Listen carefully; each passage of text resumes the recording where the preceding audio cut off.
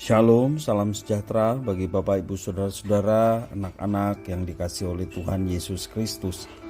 Jumpa kembali bersama saya Pendeta Eka di dalam renungan firman Tuhan pada hari ini, hari Jumat 1 April 2022. Sukacita dan damai sejahtera dari Tuhan Yesus Kristus kiranya menyertai kehidupan kita sekalian. Puji Tuhan. Sampai pada pembacaan kita hari ini, Mazmur yang ke-78, kiranya memberkati kita sekalian untuk terus hidup dekat dengan Dia dan berjalan sesuai dengan firman-Nya. Puji nama Tuhan. Mari sebelum kita akan merenungkan bagian firman Tuhan hari ini, kita akan berdoa. Tuhan Bapa di surga, di dalam Yesus Kristus, kami mengucap syukur dan terima kasih kepada Tuhan, kasih setia Tuhan yang nyata dalam hidup kami, dan biarlah ini menjadikan kami semakin mengenal pribadi-Mu yang baik, agung, luar biasa, dan kami mau terus hidup di dalam mengasihi Tuhan dan menyembah Tuhan. Kebenaran firman Tuhan yang menjadi landasan untuk kami dapat menjalani hidup. Kau mampukan kami untuk dapat memahaminya. Kau juga menolong untuk kami dapat terapkan dalam hidup kami. Terima kasih Bapa, terpujilah nama-Mu. Demi nama Tuhan Yesus kami berdoa dan bersyukur. Haleluya. Amin. Mazmur 78 ayat 1 sampai yang ke-16 saya bacakan. Nyanyian pengajaran Asaf. Pasanglah telinga untuk pengajaranku, hai bangsaku, sendengkanlah telingamu kepada ucapan mulutku. Aku mau membuka mulut mengatakan amsal. Aku mau mengucapkan teka-teki dari zaman purbakala, yang telah kami dengar dan kami ketahui, dan yang diceritakan kepada kami oleh nenek moyang kami.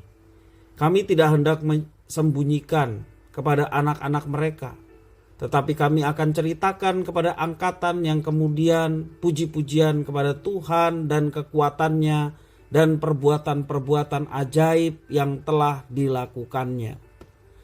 Telah ditetapkannya peringatan di Yakub dan hukum Taurat diberinya di Israel. Nenek moyang kita diperintahkannya untuk memperkenalkannya kepada anak-anak mereka, supaya dikenal oleh angkatan yang kemudian, supaya anak-anak yang akan lahir kelak bangun dan menceritakannya kepada anak-anak mereka, supaya mereka menaruh kepercayaan kepada Allah dan tidak melupakan perbuatan-perbuatan Allah, tetapi memegang perintah-perintahnya. Dan jangan seperti nenek moyang mereka, angkatan pendurhaka dan pemberontak, angkatan yang tidak tetap hatinya dan tidak setia jiwanya kepada Allah. Bani Efraim, pemanah-pemanah yang bersenjata lengkap, berbalik pada hari pertempuran. Mereka tidak berpegang pada perjanjian Allah dan enggan hidup menurut Tauratnya. Mereka melupakan pekerjaan-pekerjaannya dan perbuatan-perbuatannya yang ajaib yang telah diperlihatkannya kepada mereka. Di hadapan nenek moyang mereka dilakukannya keajaiban-keajaiban di tanah Mesir, di padang Zoan, dibelahnya laut, diseberangkannya mereka, didirikannya air sebagai bendungan, ditaruhnya mereka dengan awan pada waktu siang dan semalam suntuk dengan tiang terang api. Dibelahnya gunung batu di padang gurun, diberinya mereka minum banyak air seperti dari samudra raya. Dibuatnya aliran air keluar dari bukit batu, dan dibuatnya air turun seperti sungai. Bapak Ibu saudara-saudara yang dikasihi oleh Tuhan, pada pidato Soekarno, Presiden Soekarno pada waktu itu 17 Agustus 1966 dikenal dengan jas merah. Ada semboyan jas merah. Jas merah berarti jangan sekali-kali melupakan sejarah. Demikian di dalam Mazmur ini Asaf juga mengajak umat Tuhan jangan melupakan sejarah. Tetapi bukan semata-mata untuk mengingat para pahlawan Israel, melainkan agar mereka tidak melupakan Tuhan dan segala karyanya bagi umat Allah. Mazmur 78 mengingatkan umat Allah akan kegagalan mereka. tetapi juga memperlihatkan kasih setia Tuhan bagi umatnya bahkan di tengah kegagalan mereka. Mengawali Mazmur, Asaf memulai dengan mengundang umat Allah untuk mendengar baik-baik. Dengan kata, pasanglah telinga. Dalam bahasa Ibrani, kata itu dipakai kata azan. Ya. Yang berarti mendengar dengan penuh perhatian dan menaati. Jadi kalau ada ajakan untuk kita berbakti, beribadah, ya, untuk mendengar firman Tuhan, pasanglah telinga, azan, dengarkanlah, perhatikanlah, dan taatilah. Itu maksudnya. Apa yang Asaf sampaikan merupakan hal yang sangat penting, yaitu tentang pengajaran dan pengalaman mereka bersama dengan Tuhan. Asaf mengingatkan bahwa semua pengajaran dan pengalaman itu perlu untuk diceritakan kembali, tidak boleh disembunyikan, agar setiap angkatan demi angkatan dari umat yang dikasihinya akan memuji Tuhan atas perbuatan-perbuatannya yang besar dan ajaib. Mereka harus mengingat bahwa setiap hukuman yang Tuhan timpakan adalah akibat ketidaktaatan, ketidaksetiaan, akibat juga pemberontakan mereka terhadap Tuhan yang telah memilih mereka. Tetapi di balik setiap pendisiplinan Tuhan ada kasih sayang yang tetap dinyatakan oleh Tuhan kepada umatnya. Karena Tuhan tidak memilih umat yang lain, hanya satu. Israel juga harus mengingat kasih setia Tuhan yang telah membawa nenek moyang mereka keluar dari perbudakan, menyertai mereka sepanjang perjalanan di padang gurun, dan juga memimpin mereka memasuki tanah perjanjian. Itu adalah perbuatan Allah yang besar.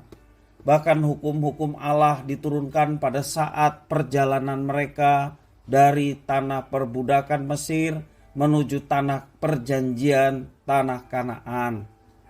Dengan tidak melupakan segala perbuatannya yang besar dan ajaib dan perintah Tuhan, maka keturunan Israel akan tetap percaya, mentaati Allah, serta tidak melakukan kesalahan yang sama seperti yang dilakukan oleh nenek moyang mereka yang diceritakan telah tidak taat, tidak percaya, bahkan telah memberontak terhadap Tuhan yang telah memilih mereka. Mazmur ini merupakan pengajaran, merupakan peringatan bagi bangsa Israel dari generasi ke generasi. Sejarah bangsa Israel menjadi pengajaran bagi kita juga pada masa sekarang ini. Jangan ulangi ketidaktaatan, jangan ulangi ketidaksetiaan atau pemberontakan umat Allah yang baru, yakni gerejanya, kepada Tuhan, yakni Tuhan Yesus yang menjadi kepala gereja. Mari sejarah itu menjadikan kita semakin mengenal pribadi Tuhan yang setia. Dan jangan juga kita menggunakan kasih karunia untuk hidup terus di dalam dosa. Seperti Rasul Paulus mengatakan, kalau kasih karunia sedemikian besar untuk kita, apakah kita terus menerus berbuat dosa? Sekali-kali tidak. Tetapi justru karena kasih karunia itu, kita selalu mengingat akan perbuatan-perbuatan Allah yang besar.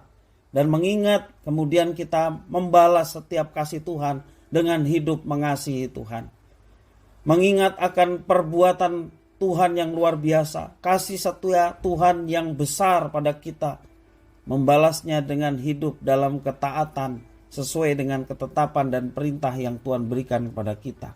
Maka ketahuilah Tuhan yang senang ketika kehendaknya dijalankan dalam hidup kita. Dia sumber segala berkat dan siap memberkati setiap orang-orang yang hidup di dalam ketaatan dan kesungguhan di dalam mengasihi Tuhan.